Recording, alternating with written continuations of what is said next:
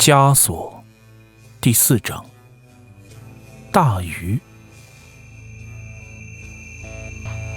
晚上到家的时候已近10点，由于开车兜了一圈，本来是有些困意的，没想到只是洗了个澡，却又精神了起来。想想这个周末也没什么事儿，索性打开了电脑。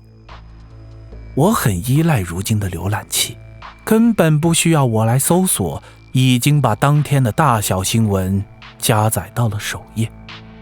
不过无奈的是，各大网站为了流量最大化，后台记录的每个人每一次点击的内容，之后便优先推送这种类型的新闻。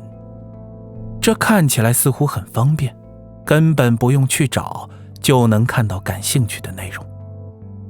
有人说，在大数据面前，每一个人都是赤裸的，尤其是当姓名、职业、号码、购物记录等个人信息得不到保护的时候，只要读取一下你的浏览器或者网购记录，就能判断出你的兴趣以及资金状况。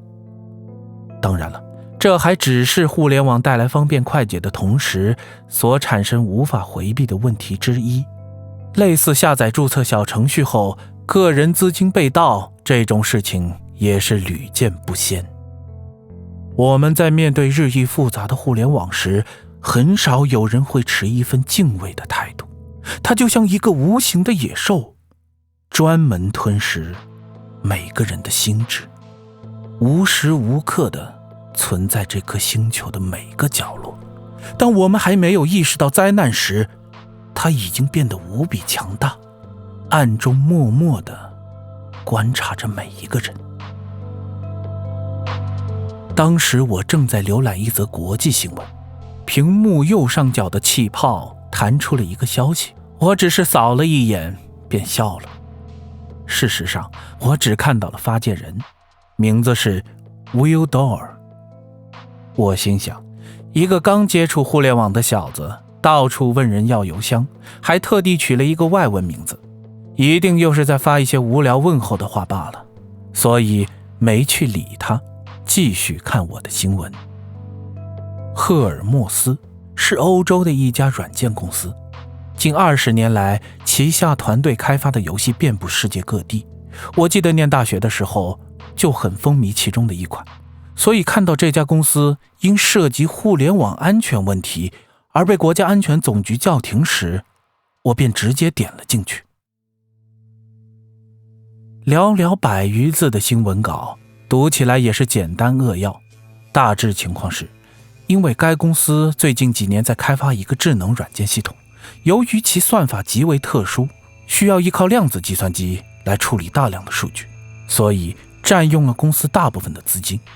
不过，就在刚宣布成功的时候，公司内部发生了一起严重的安全事故，目前该项目负责人已失联。当局给出的说法是，由于内部核心资料泄露，所以不得不停止该项目的一切相关事务，等待调查。新闻的最后补充道，欧洲网络安全局认为，这次事件恐将引起全球性的信息安全问题。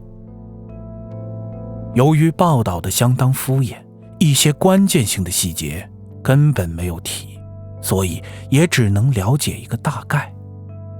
不知道其他人看到这篇新闻稿心里是怎么想的，反正我的感觉是，他们在刻意回避一些事情，而这些事情恰恰是最核心的问题。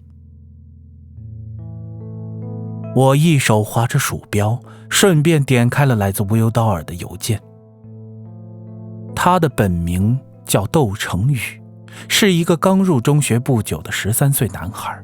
在小说《托梦》中提到过他，因为他的脑力过于常人，一度引起其母亲的担忧。正好他的医生也是齐浩洋，所以我们竟成了无话不谈的好朋友。由于样貌十分憨厚，经常喜欢仰着脸，做出一副若有所思的神情。厚厚的镜片下，一双小眼睛却透露着天真与善良。大智若愚虽是同学们给他起的绰号，不过他自己也明白，其实大鱼也只有真正喜爱他的人才会这样亲切地叫他。 What's up, Will？ 看到他的英文问候，我也回复道。一阵等待后，他发来了一封空白邮件，里面除了一个网站的链接外，什么都没有。我又回了他2个问号，心里想着再等他2分钟，如果没什么事的话，就准备关电脑躺床上看书去了。很快，没等我关机，便收到了他的回复。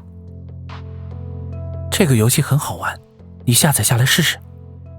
对方道。我立时有所警觉，所以回他，你先告诉我这是什么游戏。对方没有回复，我又发了一遍道，好困，要睡觉了，晚安。最后加了一个睁不开眼的表情。等等，有一事相求。对方立时回复道，我打你电话吧。我只好无奈地回道。他没有手机，所谓的打电话指的是平板电脑上自带的小程序。什么事你说吧。我开门见山地问。丽叔，我想让你帮我开个户，千万别告诉我妈。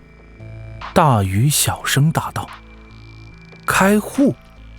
我立时眉头一紧，问道，你想炒股啊？不是，办张银行卡。大鱼道，这事就你能帮我了，你就别再问我妈了，我求了她半天她都不肯答应。那你总得告诉我要银行卡来干嘛吧？我问道。哎呦，我又不是做违法的事，到时候你就说是我监护人就行了。大鱼道。他不知道，就因为这一句话，瞬间将我激怒。不过在我沉默了大概半分钟之后，他的态度也变得坦诚了许多。我这才叹了一口气，最后回了他一句，好吧，明天再说吧。挂上了电话。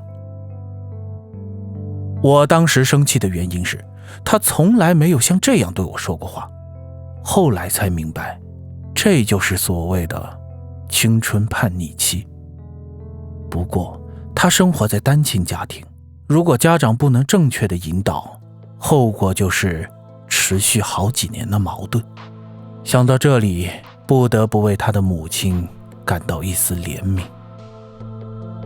挂上电话后，躺在床上久久未能合眼。我一直以为只有成年人才会对钱有欲望，没想到一个10来岁的孩子竟也开始了对金钱的崇拜。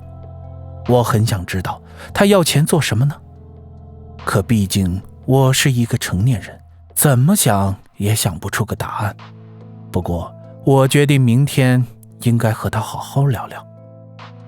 因为电话中他坦言，通过那个游戏他得到了一个面试的机会，不过需要一张银行卡来领取薪水。